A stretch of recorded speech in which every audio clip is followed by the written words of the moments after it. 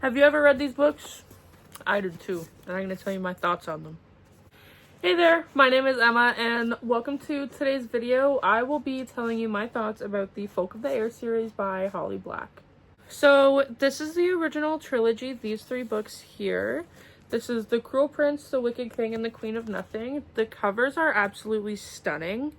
Let me just tell you, I honestly kind of wish I had these in hardcover because of how beautiful they are. So we have the Cruel Prince here with the crown. We got the Wicked King. The crown again is in the water. You know, you'll know. You know, if you know, you know. And then here, the Queen of Nothing with a snake. Again, if you know, you know. If you know, you would know. So these 3 are the main trilogy, and then there's also 2 novellas, and I'll put a picture of it here. It is called The Lost Sisters, I believe. We'll be honest with you guys, I haven't read it. And I'm so sorry. I want to read it, I just haven't got around to it. So I will read it, I promise. But this is it. I believe it just follows Jude and Taryn, the sisters. I honestly have no idea because I haven't read it. So spare me, forgive me. The second novella is called How the King of Elfhame Learned to Hate Stories. I'll put a picture of it right here as well. I did read this one. That one was really good. It had these beautiful illustrated pages, and I devoured that. Let me tell you, I ate it up. Like I ate up some Taco Bell. These three books, I read them so fast. This book is The Cruel Prince. I liked this one, but I liked this one a lot less than I liked the other ones. So if you are reading this series and you read the first book and you didn't like it very much and you're wondering if you should continue. Because the other ones are not like this one. This one, I understand. It's world building. I understand. I do. It just didn't hit the same as the other ones. 3 out of 5 stars.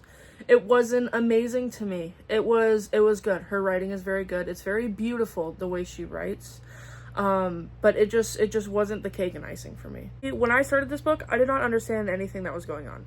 I was reading the words and I was not understanding the words. They were going in one eye, out the other. Let's just say that, because I really wanted to understand this. So I reread like each page like 5 times. I don't know.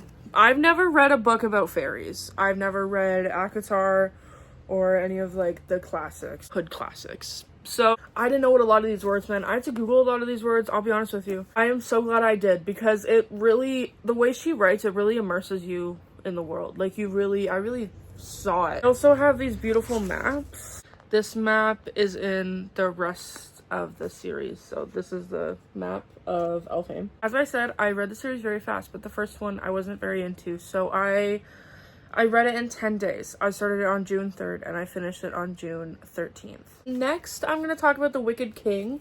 The Wicked King was very good. In The Wicked King, we kind of see more of the relationships between Jude and everyone else develop. A lot of betrayal.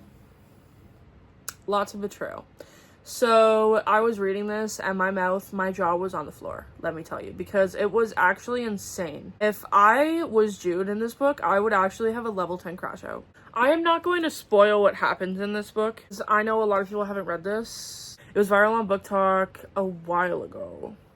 And I got it that Christmas, but I never read it until now, and now I see the hype. What happens in this is next level insane. I'm looking at the dates that I read these books, and I said that I read them very fast, but it actually took me 10 days to read that one as well.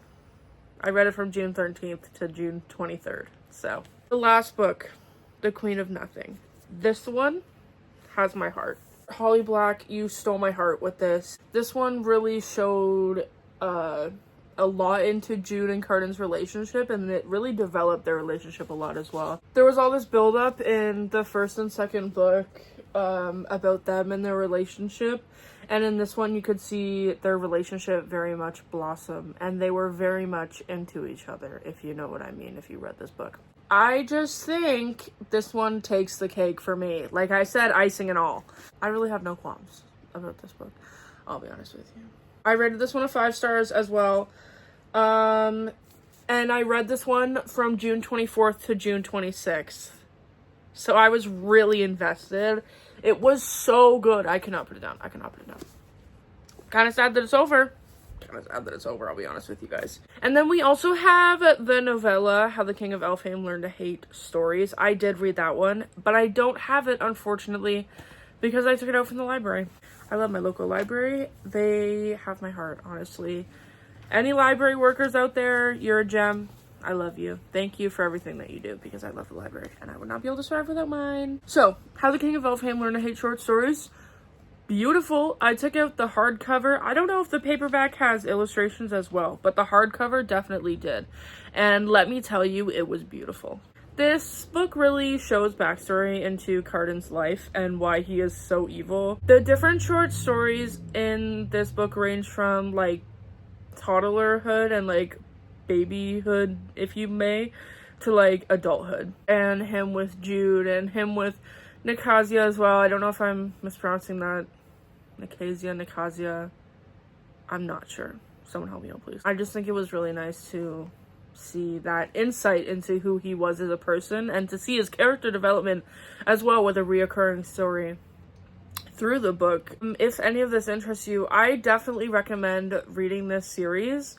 It absolutely took my heart. Like, let me tell you, this is one of my top series from now on for sure. I love a good trilogy.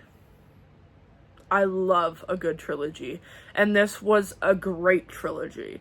So, I know some people don't like it. I know it's not some people's cup of tea. And let me tell you, the first book wasn't my cup of tea either.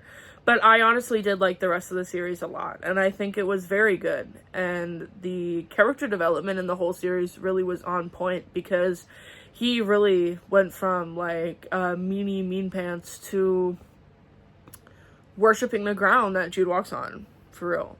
I'm sorry if I spoiled that for you as well. Overall, I give this series a 4 out of 5 because, like I said, there was the first book that wasn't really my favorite. And I didn't read The Lost Sisters. Again, I'm sorry, but I didn't read it, and so therefore I cannot comment on it. Thanks for watching this video, guys. I hope you have a great day, and stay tuned for more book reviews.